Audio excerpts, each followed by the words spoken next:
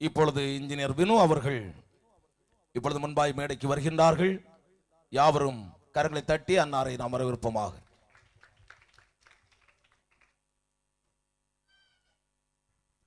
கர்த்தருக்கு ஸ்தோத்திரம். கர்த்தருடைய நாமம் பரிசுத்தப்படுவதாக. கிறிஸ்தவ வாழ்வில் மகிழ்ச்சிக்கு பங்களிப்பது ஆண்களா பெண்களா என்ற தலைப்பை போதர் அவர்கள் தந்திருக்கிறார்கள்.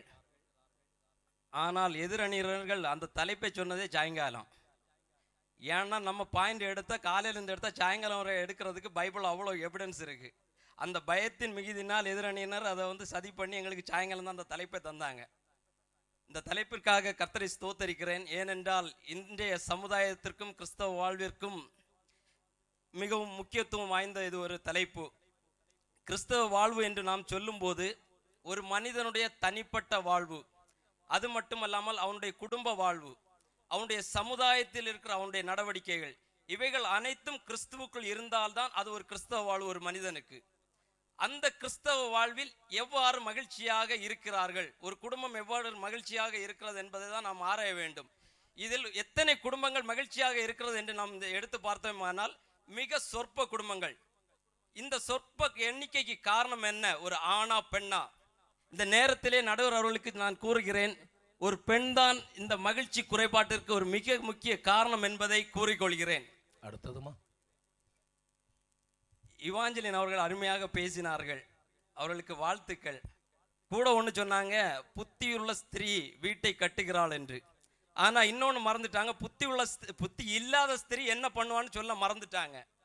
அதை சைனியக்கா சொல்லுவாங்கன்னு நினைக்கிறேன், கர்த்தருக்குள் விசுவாசிக்கிறேன். ஆகாப் என்னும் ஒரு ராஜா இருந்தான். அந்த ராஜாக்களை பற்றி, அந்த ராஜாவை பற்றி அதிகமாக இதரணியினர் அறிந்திருக்க வாய்ப்பு உண்டு.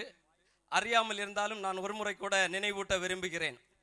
இந்த ஆகாப் என்கிற ராஜா அவனுடைய வீட்டோட பக்கத்தில் இருக்கிற ஒரு திராட்சை தோட்டத்தின் மேலே ஒரு ஆசை வருது.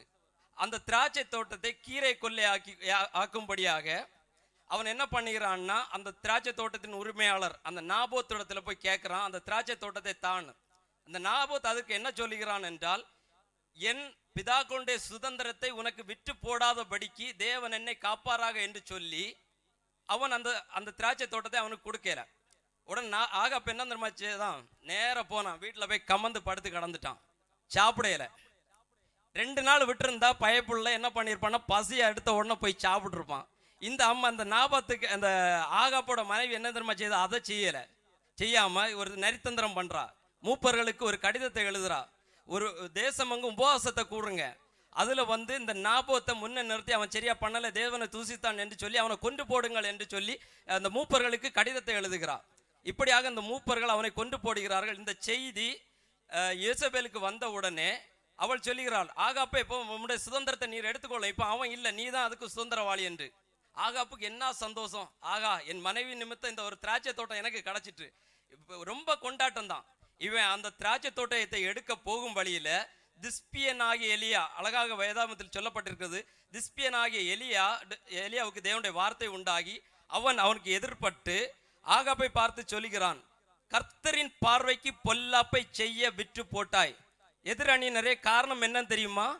இந்த ஸ்திரியானவள் செய்த இந்த தந்திரத்தினால்தான் அந்த தேவன் சொல்லுகிறார், திஸ்பியனாக எலியாவை கொண்டு கர்த்தரின் பார்வைக்கு பொல்லாப்பை செய்ய விற்று போட்டாயே என்று இந்த ஆணை பார்த்து கேட்கிறார். அது மட்டுமல்ல, இன்னொரு சாபத்தை அங்கு சொல்லப்பட்டிருக்கிறது, இந்த நாபோத்தின் இரத்தத்தை நாய்கள் நக்கின இடத்திலே உன்னுடைய இரத்தத்தை அதே நாய்கள் நக்கும் என்று.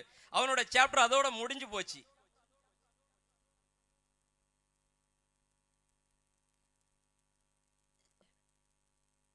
அதே நிலை தான் இன்னைக்கு நம்மளுடைய வீடுகள்லையும். நம்ம என்ன பண்ணுவோம்னா, வேலைக்கு போயிட்டு களைப்பா ஒரு நிமிஷம் ஃபேனை போட்டு அதில் உட்காந்துருக்கலான்னு பார்த்தாச்சுன்னா இன்னும் சொரிஞ்சு அதுங்க இதுங்கன்னு பேசி நம்ம நிம்மதியே கெடுத்து விட்டுறியாங்க. என்ன சொன்னீங்க? கிருபாக்காலுக்காக கர்த்தருக்கு ஸ்தோத்திரம். இந்த சல்யத்திலிருந்து தப்பிக்கிறதுக்காக போதர் அவர்களுக்கு ஒரு அன்பு வேண்டுகோள். யாராவது கல்யாணம் படிச்ச போறேன்னு சொன்னா, படிச்சதுக்கு என்கரேஜ் பண்ணுங்க, வாழ்த்துங்க, வரவேற்புங்க. கூடவே நீ ஏன் படிக்க போறேன்னு கேளுங்க. சில திட்டங்களில் இருந்து நாங்கள் எங்களை தப்புவித்துக் கொள்வதற்காக சட்டம் வரை படிக்க வேண்டியது இருக்கு.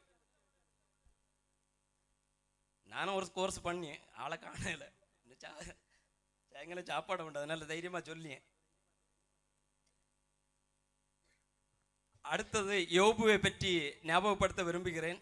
உலகத்திலே மிகப்பெரிய ஒரு கொடிய வியாதிகள்னால் அவன் அவதிப்பட்டு கொண்டிருக்கின்றான். ஆனாலும் அந்த யோபு தன் உத்தமத்தை விட்டு வழி விலகவில்லை. அவனுடைய மனைவி என்ன சொல்கிறாள் தெரியுமா? உன்னுடைய உத்தமத்தை எல்லாம் விட்டுட்டு தேவனை தூசித்து ஜீவனை விடுன்னு சொல்லுகிறாங்க. எப்பேற்பட்ட மனைவி பாருங்க. புருஷனை பார்த்து நீ செத்து போயா, நீ இதுக்கு மேல எதுக்கு இயேசு தெய்வத்தை நோக்கிட்டு இருக்கிய, செத்து போன்னு சொல்றாங்க. இப்படிப்பட்ட ஸ்திரீகள் இதுல எப்படி ஒரு குடும்பத்தில் ஒரு மகிழ்ச்சி உண்டாயிருக்க முடியும்? சகோதரி இவாஞ்சலின் அவர்களை சொன்னாங்க ஆபிரகாமை பற்றி, பயந்துட்டான் பயந்துட்டான் பயந்துட்டான்னு. உண்மைதான். அதுக்கு அப்புறம் நடந்தது நீங்க வாசித்து பாத்தீங்களா? இந்த ஆபிரகாம் இந்த சாராளுக்கு கீழ்ப்படிந்தது நிமித்தம் அவன் படாத பாடுனா படாத பாடு. இதுக்கு மேல ஒரு ஆண் படக்கூடிய பாடுகள் எதுவுமே இல்லை. அந்த அளவுக்கு படாத பாடு படுத்தி எடுத்துட்டாங்க. இந்த அம்மா தான் சொல்லுது அந்த ஆகார போய் கல்யாணம் பண்ணிங்கன்னு. பண்ணிட்டாரு. ஏன்? அந்த பயம்தான், மனைவி மேல உள்ள பயம்.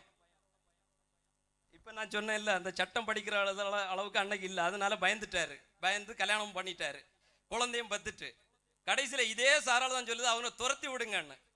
போதரவர்களையே ஒன்று சொல்ல கடமைப்பட்டு இருக்கிறேன். ஒரு கெட்ட குமாரன் தகப்பனை நோக்கி திரும்பி வரும்போது அவனை அணைத்து அவனை முத்தம் செய்து அவனுக்காக விருந்து பண்ணி ஒரு ஆட்டை அடித்து இவ்வாறு செய்து கொண்டிருக்கின்ற இந்த ஆண்கள் உலகத்திலே தன் மகனை நோக்கி நீ போடா வெளியில போ சொல்லக்குள்ள எப்படி இருக்கும்? ஒரு தகப்பன் துடித்து போயிருப்பான் அல்லவா? இதை விட பெரிய கொடுமை ஒரு குடும்பத்தில் உண்டாங்க? தன் மகனை பார்த்து நீ போன்னு சொல்றதுக்கு. திராட்சை ரசம் கொடுத்து விட்டாரு, போதும். ஒரு மகனுக்கு திராட்சை ரசம் மட்டும் போதும். அதே பயன்தான் கொடுத்தாரு. அடுத்ததாக மிர்தகாய், அவனது ஆமான் அந்த யூத வம்சத்தை அழிக்கும்படியாக கட்டளை பெற்றுக்கொண்டு அவனுடைய தேசத்தில் சம்பந்தப்பட்ட அந்த நாடுகளுக்கு எல்லாத்துக்குமே சுற்றறிக்கையா இருக்கிறான், இந்த யூதர்களை அழிக்க வேண்டும் என்று. அப்பொழுது இந்த யூத ஜனங்கள் எல்லாருமே உபவாசம் பண்ணுகிறார்கள். இந்த மிர்தகாய் கூட என்ன பண்றான்னா, இரட்டு உடுத்தி தன் வஸ்திரங்களை கிழித்து கொண்டு அந்த அரண்மனை முற்றத்திலே உலாவுகிறான். அதுக்கு பிறகுதான் எஸ்தருக்கு அறிவிக்கப்படுகிறது யூதர்கள் அழிக்கப்படும்படியாக இப்படி ஒரு சட்டம் தீட்டப்பட்டு இருக்கிறது என்று.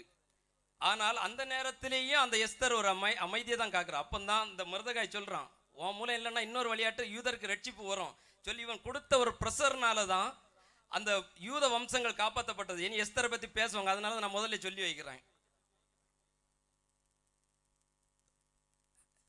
இதே அந்த மிர்தகாய் அந்த சாப்டர்ல நம்ம படிச்சோம்னா, இந்த வஸ்தின்னு ஒருத்தர் இருந்தா, அவர் யாருன்னா ராஜாத்தி. அந்த அரண்மனைக்கு எல்லாம் அந்த தேசத்துக்கு எல்லாமே ஒரு ராஜாத்தி. ஆனா அந்த வஸ்தி கீழ்ப்படியாமல் போனதுனால ராஜாக்கு எவ்வளவு நஷ்டம் தெரியுமா? ராஜாக்கு எவ்வளவு சந்தோஷம் இழப்பு தெரியுமா?